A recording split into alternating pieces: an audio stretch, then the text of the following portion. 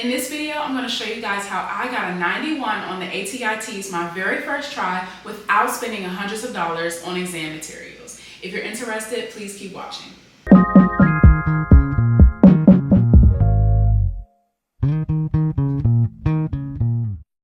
Hey guys, welcome back to my YouTube channel, and if you're new here, welcome. My name is Sierra. So I'm assuming that if you're still here, you have to take the ATI TEAS for some reason, and you're trying to figure out how you can get a great score your very first try.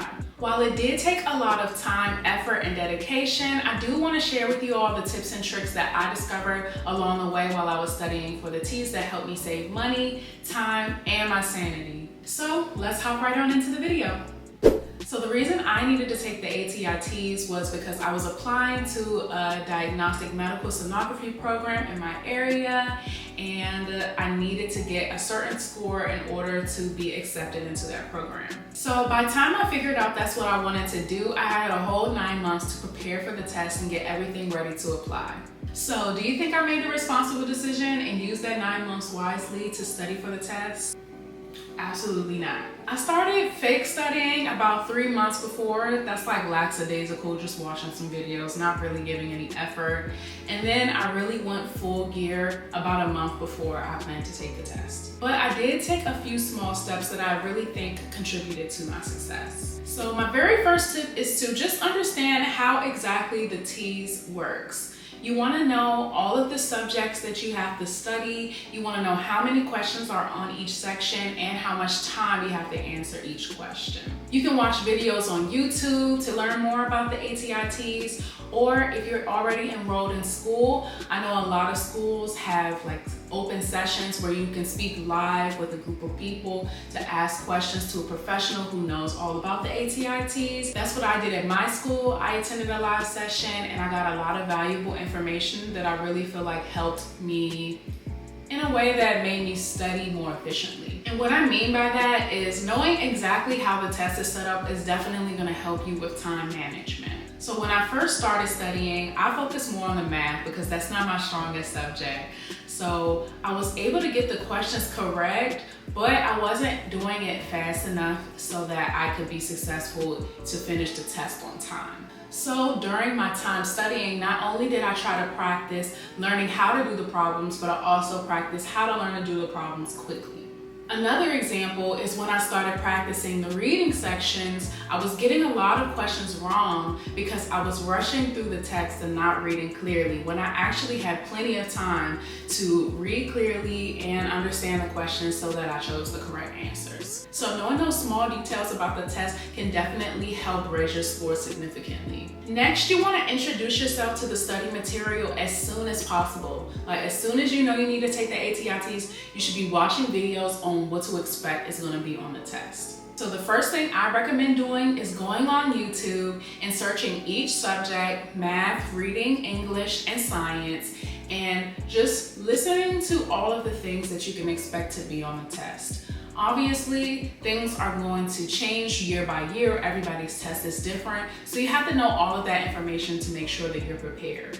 After watching those videos, you'll have a better idea of exactly how much time you'll need to study, because if everything sounds foreign to you in those videos and you're not familiar with any of that information, you know you're going to need a lot more time. But if a lot of it sounds very familiar and you know that you can do it, then you know you don't have to spend so much time on a specific subject. I personally believe that 6 to 8 weeks of study time is the perfect amount that you'll need for the test, but depending on how competent you are on each subject, you may need more or you may need a lot less.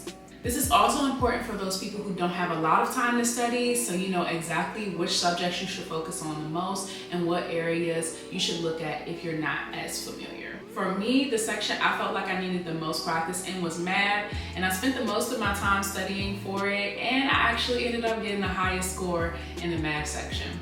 My next tip is before you jump into studying, make sure you take a practice test. A lot of practice tests, go subject by subject, and they'll tell you the score of each section that you had, so you know which one you performed the best in and which one you performed the lowest in, and that'll also help you gauge how much time you need to put towards each subject. So there's a free practice test on Mometric's website. I will link it below if you want to give it a try. It is a full practice test that will take a couple hours, so make sure you set along some time that is uninterrupted to help you finish the test.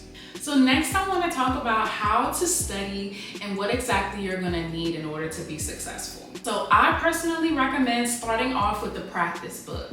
But Sierra, what if I'm an auditory learner? I'll never get through a whole practice book. Wait, just hear me out, okay? I first suggest getting a practice book because the whole test has a lot of reading. So just watching videos online and doing a lot of virtual work is not gonna help you in the way that you think it is. Having people read questions to you and explain it all to you verbally is not how it's gonna be on the test. So using the practice book really allows you to get that practice in so that when you're reading the information, you're processing it fully and you're answering the questions correctly. Also, having a practice book can help you minimize having distractions and help you focus a lot. If you're like me, your mind may tend to wander off a lot, and being on the computer can have a lot of distractions, notifications popping up and things like that, ads on the side. So just muting all of that out and having a practice book in front of you is a great way to get started. It'll get you in the mental zone of preparing for a test.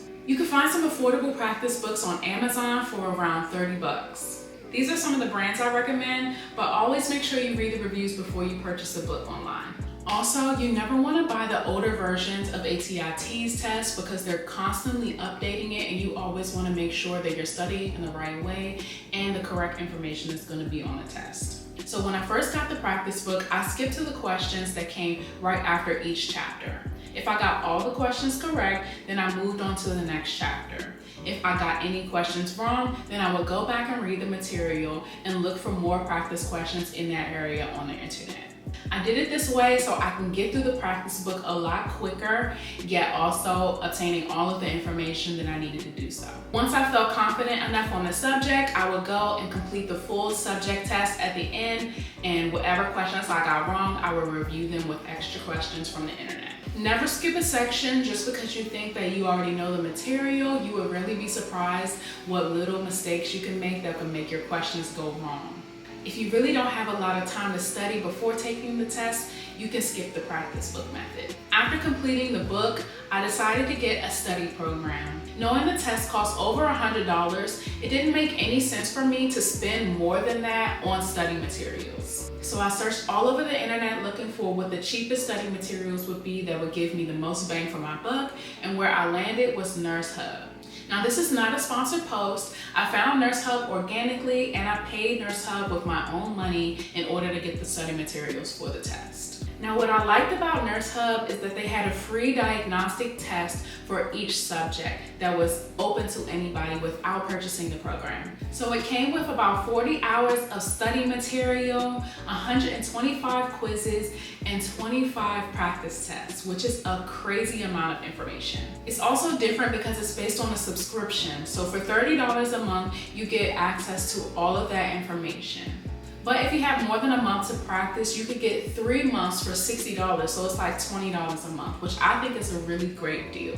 They also have study material for 2 other tests. I'm not quite familiar with them, but it's the HESIA2 and the Wonderlic SLE test. I'm not sure if that's relevant to you, but maybe nurses may have to take it, or other medical professions. So if you're taking the ATI TEAS and those tests, that's an even bigger bang for your buck. I found some study packages that range from $100 to $300. I found single practice tests that cost $90 a piece. So this is a really, really great deal monetarily.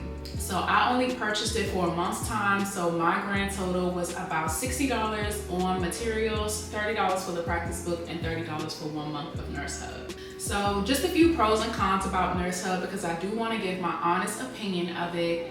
Nurse Hub, I do feel like in some areas, especially in the science area, I believe they go a little too in-depth as far as what you need to know for the actual test, but to you that may be a pro or a con because you never know what's actually going to be on the test. So it's better to be over-prepared than under-prepared. The TEAS questions are very straightforward, so you're going to have to use your best judgment to figure out exactly how much you need to study or when things are starting to get a little bit too deep. A con that I do have with Nurse Hub was that there were a few inconsistencies on some of their questions, but it did give you an option to leave feedback for them to correct it. It is owned by a small team, and of course we're humans, and humans can make mistakes, so there was never any incorrect material. There would just be some small formatting mistakes that I would recognize, but not too much for me to not like the program or think it's not worth it.